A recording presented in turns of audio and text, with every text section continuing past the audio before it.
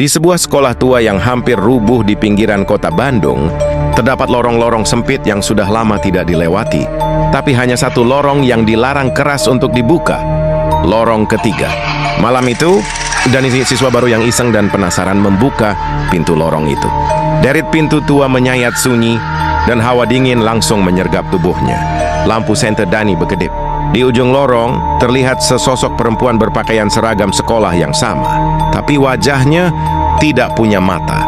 Dani mundur perlahan, namun lorong terasa semakin panjang. Di belakangnya, suara langkah kaki menyeret mulai terdengar. Suara perempuan itu terdengar, "Kamu juga mau tinggal di sini?"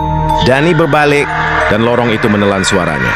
Sejak malam itu, lorong ketiga tidak pernah bisa ditutup kembali.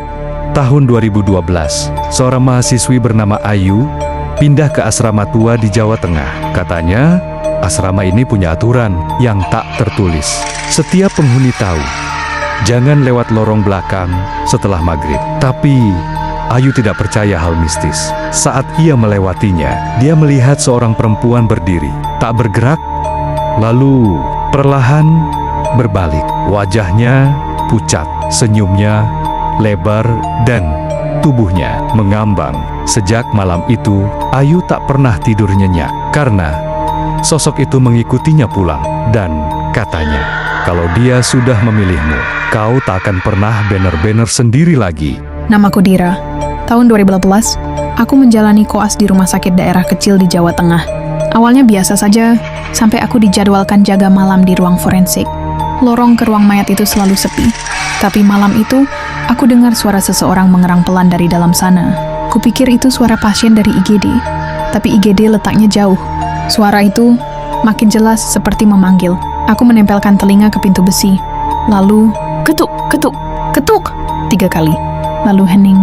Aku mundur, tapi kakiku tak bisa bergerak. Pintunya terbuka sedikit.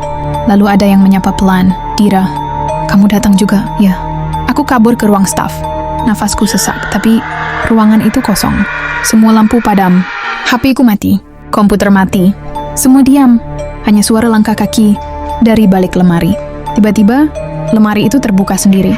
Dan sosok berseragam perawat berdiri, tapi wajahnya kosong. Aku jatuh terduduk. Sosok itu mendekat dan membisikkan, "Ikut kami, Dira, tempatmu di sini." Aku pingsan. Saat sadar sudah pagi, tapi tubuhku penuh bekas jari mencengkeram. Kupikir itu hanya mimpi buruk, tapi malam berikutnya aku jaga lagi, di tempat yang sama. Malam kedua, aku nekat membawa teman. Tapi baru 5 menit dia izin ke toilet, dan tak pernah kembali.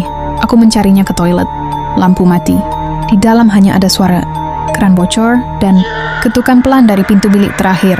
Aku mencarinya ke toilet. Lampu mati. Di dalam hanya ada suara keran bocor dan ketukan pelan dari pintu bilik terakhir. "Yan, kamu di dalam?" tanya aku. Tapi yang menjawab suara berat seperti pria tua. "Buka." Dari luar, aku lari keluar. Tapi lorong sudah berubah. Dinding-dindingnya basah, seperti bernafas. Dan di ujung lorong, dia berdiri, temanku, dengan wajahnya sendiri, tertinggal di lantai. Sudah sebulan berlalu sejak malam itu, tapi tubuhku terasa aneh, seperti bukan milikku. Aku mulai bisa melihat hal-hal yang tidak bisa dilihat orang lain. Sosok-sosok itu menempel di tubuh manusia. Kadang kok aku dengar mereka berbisik dari balik tengkorakku sendiri. Aku coba menulis kejadian ini, tapi setiap pagi tulisanku berubah jadi huruf yang bahkan aku tak mengerti. Aku tak bisa tidur lagi, karena tiap mimpi, aku selalu bangun di ruangan itu. Dan mereka menungguku. Dan jika suatu saat kalian melihatku, pastikan itu benar-benar aku.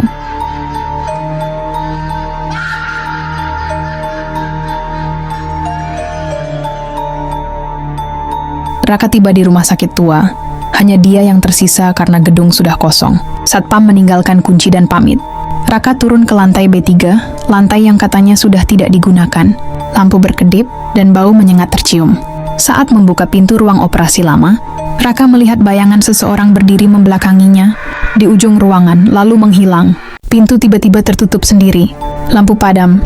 Raka menyalakan senter, dan lorong seolah berubah bentuk. Raka menemukan catatan lama, eksperimen ilegal. Dilakukan di ruang itu, pasien dijadikan penghuni abadi. Satu persatu lampu pecah.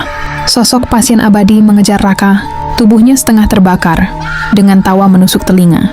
Raka berhasil keluar, namun ketika ia menoleh ke belakang, lorongnya sudah hilang, hanya dinding beton.